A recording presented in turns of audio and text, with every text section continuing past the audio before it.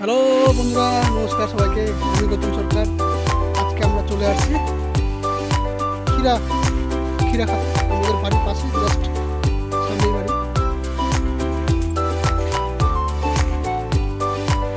এগুলো সব আমাদের গ্রামের ছেলে, আর এইগুলো হচ্ছে বাঙ্গি আমাদের এখানকার, অনেক বড় বড়।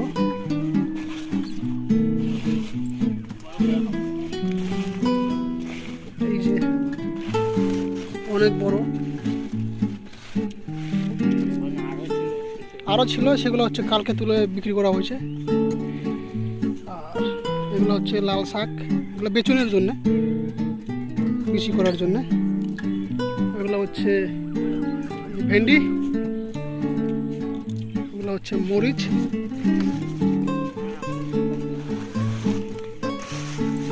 মরিচের ক্ষেত হচ্ছে বৃষ্টি পড়ার কারণে হচ্ছে মরে যেতেছে এখন।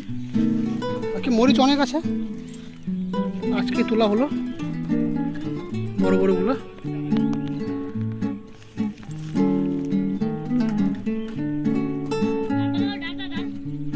এগুলো হচ্ছে ক্ষীরার গাছ, ক্ষীরাও খুব ছোট ছোট, অনেক তোলা হয়েছে। বাকি এইগুলা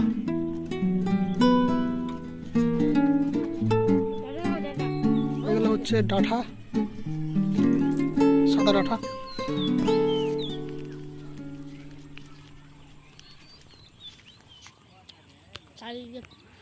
চারিদিকে শুধু পাট আর পাট। ওগুলো হচ্ছে ওই বেগুন তোলা হচ্ছে।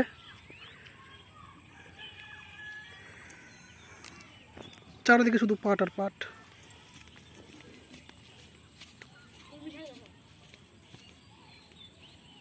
প্রচুর গরম, প্রচুর গরম। পুরো দেখেন, আমি পুরো ঘেমে গেলাম।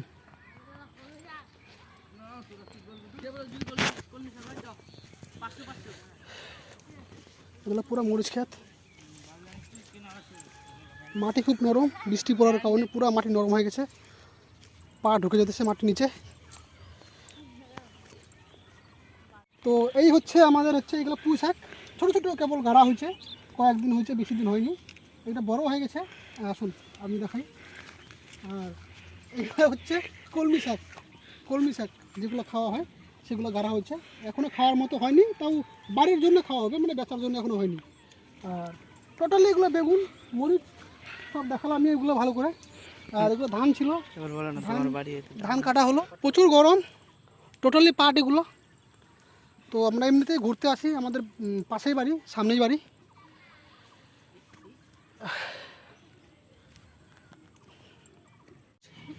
আর লাগবে নিতে চলে আসছি। এরা তুলছে এরা এই মরিচ খেতে, মরিচ ফরিচ সব তোলা হচ্ছে। আর ওই যে ওটা আমরা এখন তুলবো বাঙ্গি আমাদের খাওয়ার জন্যে।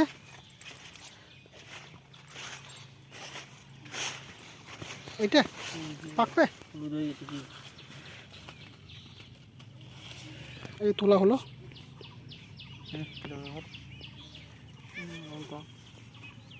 ক্ষীরা দু তিনটা ক্ষীরা তুল। এই চিন্ময়, তোর কাম।